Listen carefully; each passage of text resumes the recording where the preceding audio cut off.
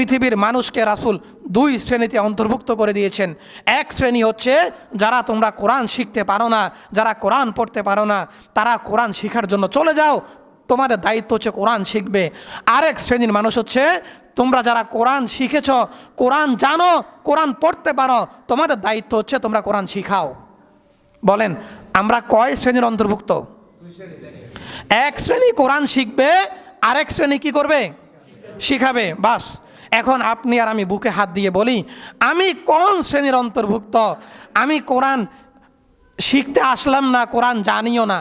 হ্যাঁ, আবার যারা কোরআন জানে তারা মনে করছে আমি তো কোরআন জানি, আমার যাওয়ার দরকার কি? আমি বলবো আপনি যখন কোরআন জানেন তখন আপনি শিখাবেন। আপনি যদি কোরআন জানেন আপনার দায়িত্ব কি? শিখানো। আরেক ভাই যিনি কোরআন পারে না ওনাকে শিখাবেন। হয় দিন শিখবো, না হয় কি করব? শিখাবো। হয় কোরআন শিখবো, না হয় শিখাবো। এইভাবে আপনার মৃত্যু চলে আসবে।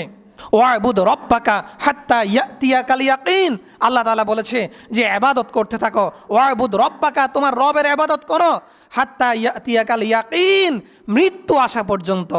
মৃত্যু আসার 1 মিনিট আগ পর্যন্ত ইবাদত থেকে ক্ষান্ত হওয়া যাবে না। এই জন্য ইবাদত দুই ভাগে বিভক্ত। হয় আপনি ইবাদত নিজে করবেন, না হয় অপরকে ইবাদত করার জন্য উৎসাহ প্রদান করবেন, ইবাদতের নিয়ম পদ্ধতি শিখাবেন। আপনি নিজে কোরআন শিখবেন, অপরকে কোরআন শিখাবেন।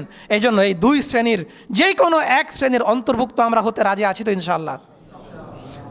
সবাই বলেন ইনশাআল্লাহ বলেন। যদি ইনশাআল্লাহ বলেন হয়তো আপনার প্রতিবন্ধকতা কেটে যাবে।